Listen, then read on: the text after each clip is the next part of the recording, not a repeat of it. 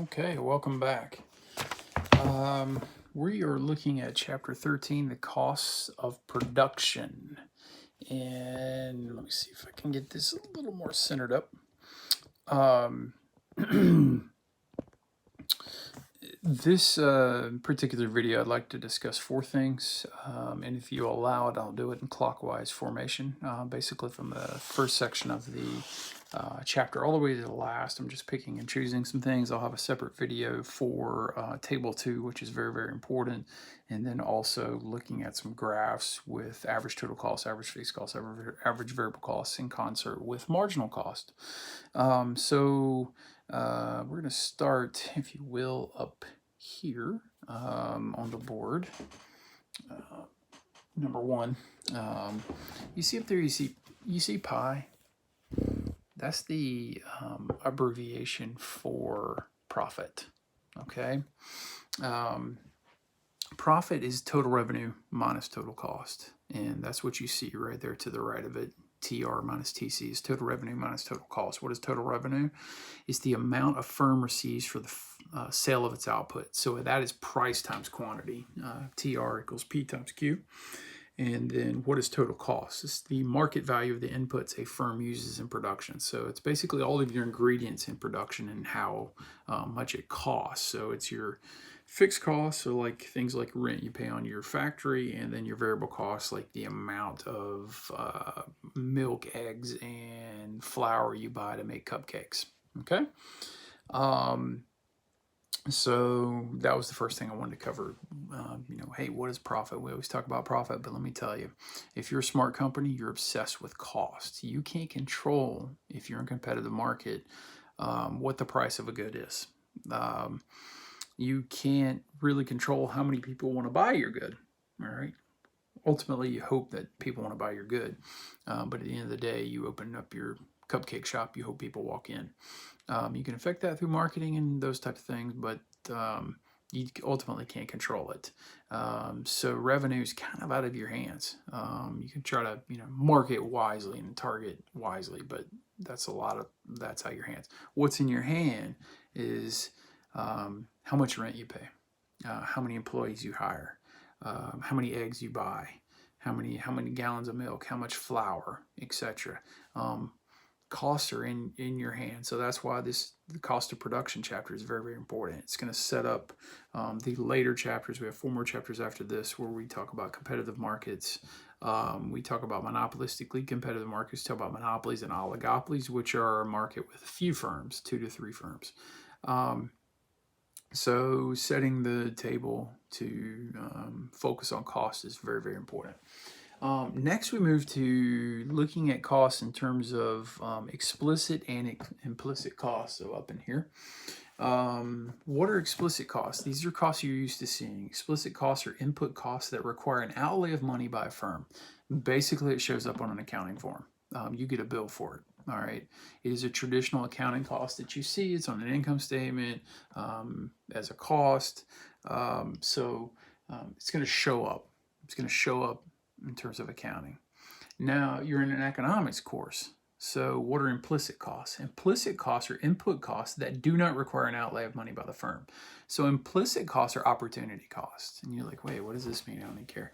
Well, there are 2 different types of profit. There's economic profit, which includes opportunity cost. We'll talk about that here in a second. But there's also accounting profit, which is what you see in a firm's financial statements when they release it if they're a public company and they're looking for investors, selling stock, that type of thing.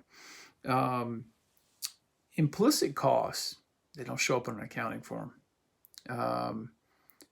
This week, someone is showing up at a factory somewhere and saying, you know what, hey, I'm the CEO of Michelin North America, and we can make a lot of different types of tires. We can make motorcycle tires, truck tires, tires for Camrys, transfer tires, those huge tires you see going down the interstate that get on a ship and go across seas, the big earth mover tires. They make airplane tires, all these different types of tires, right?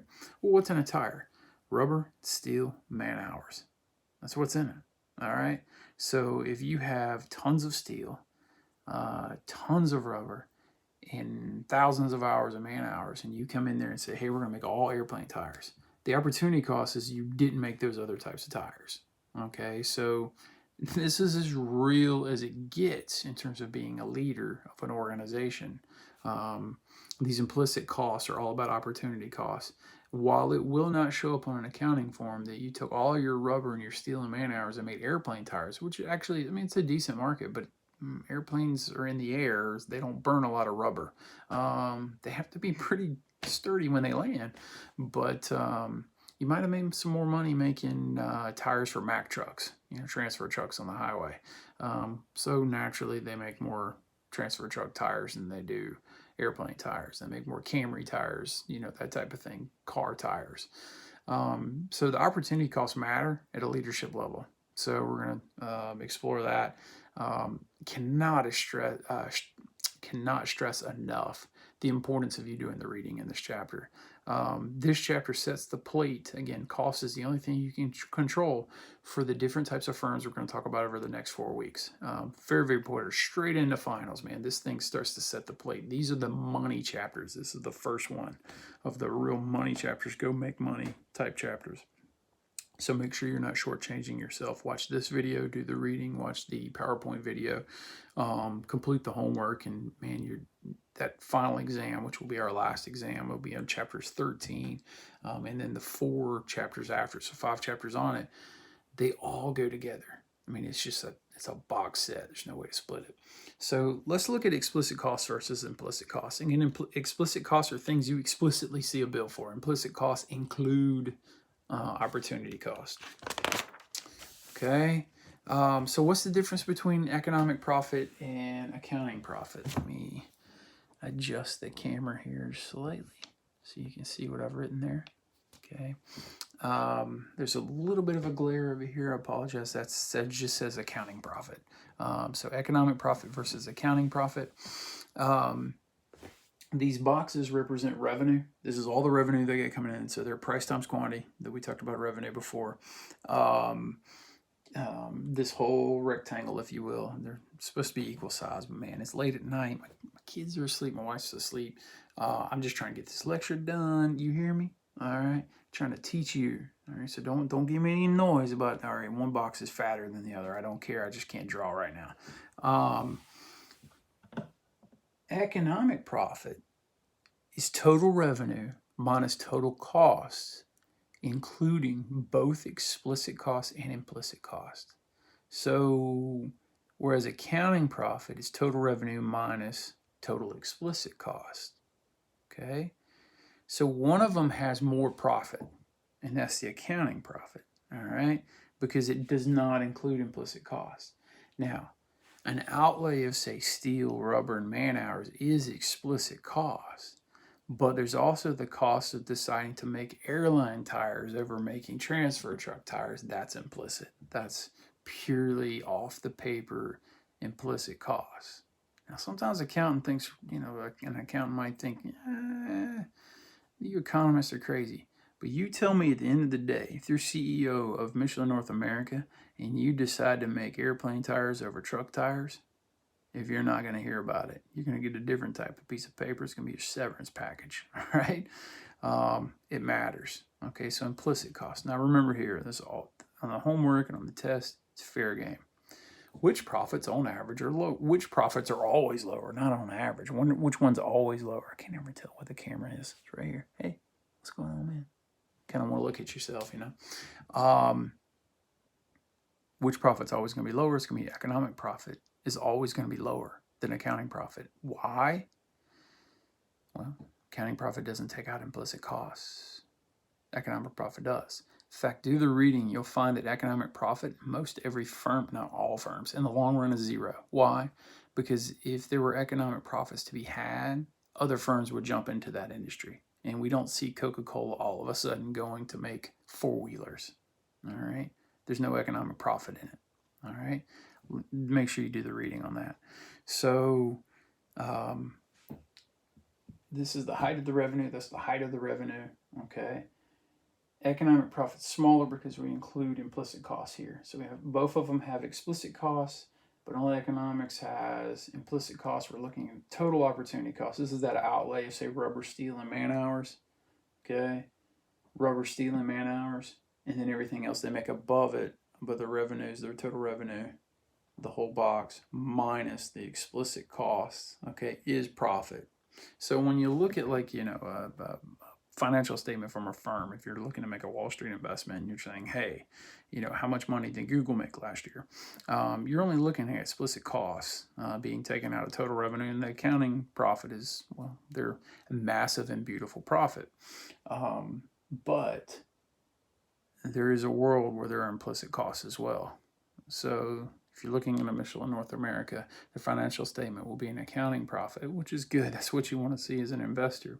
But you have to know on a day-to-day basis, that guy up on the top floor up there making the decision, the guy or the gal, last time I checked, I think it was a guy, at Michelin North America, is considering the implicit costs as well. So be sure to do that. Now, read about that. That's section 13.1-D. All right, I'm going to jump over table 2. I am doing an entirely dedicated lecture to table 2. I cannot stress enough the importance of table 2 in this chapter. It is pretty much the whole chapter. If I had to pick one thing to do in this entire chapter, it would have been table 2. So we start looking at efficiency scale, the quantity of output that minimizes the average total cost. And so I'm going to try to shift the phone, or the camera, sorry. A little more there, and to get myself out of the way. This is this graph that you see as figure 6 towards the end of the chapter. All right, and it's called economies of scale. Economies of scale is the property whereby the long run average total cost falls as the quantity of output increases. So what we're looking at here is the average total cost. Okay, so your total cost divided by your total output. So your TC divided by your Q of Y. In the long run. So as you produce more and more and more, you will see that average total costs in startups, whether they're small or medium or whatever, large, your total costs are really, really high. Think about if you're opening up a restaurant, Texas Roadhouse down the street. If you're opening up a Texas Roadhouse, it's going to be a minute before you make money. Okay, you got to buy the land, you got to build the building. You got to put equipment in there. You got to buy all the materials, train all your people. Look at all these expenses. They're really, really high to start. So your average total costs are really, really high. But then over time, as you operate and you produce more steaks, more dinners, all right, sell more things, okay? As you move from, less to more, your costs are going to drop. Eventually, they're going to bottom out. And then eventually, you're going to be so successful, you might need to expand or things get to be quite inefficient and your costs start to rise back up. That's what we're seeing over here. Now, this goes through 3 distinct phases. So, what I need you to know is the basics of it, okay? So, as your average total cost is dropping, that's called economies of scale. See the line here is an arrow down. See the average total cost as we produce more is dropping. And then here, for the most part, it's level, all right? That's called constant returns to scale. And then as you start to creep back up, either you're expanding or you're becoming less efficient, you start to have diseconomies of scale, okay? So the costs start to go back up. And that's what I need you to know about that, okay? There's a little more detail in there about small, medium, and large factories, but what you need to keep in mind is like, hey, if you're over here on the quantity, you're kind of small. If you're in here, you're medium. If over here, you're large. What you need to know is these are long run costs. And these whole things are made up of little short run cost curves that do the same thing that the long run ones do. If you expand your factory, you've grown. So let's say you're moving from here to here.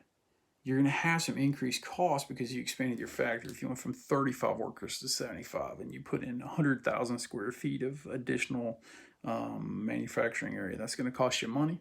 Okay, that's going to both to hire people, both to have it built and all that, train them and everything else. But eventually you'll be able to produce more. So you're seeing some diseconomies of scale. That'll come down and then I'll go up. Okay, so it's kind of like this semester. I mean, well, this semester's whack. I'm filming this in spring 2020. I'm going through the COVID-19. Let's have half the semester in the classroom, half the semester off. But for the most part, a semester is a long run goal, right? So in the long run, you get a grade. That's what you're paid. And it has a cost. All right. Typically, that cost starts out really high and you get better at it. And then we end up really high again around final exams. But that's a long run curve, just like what we see here. But it's made up of short run efforts.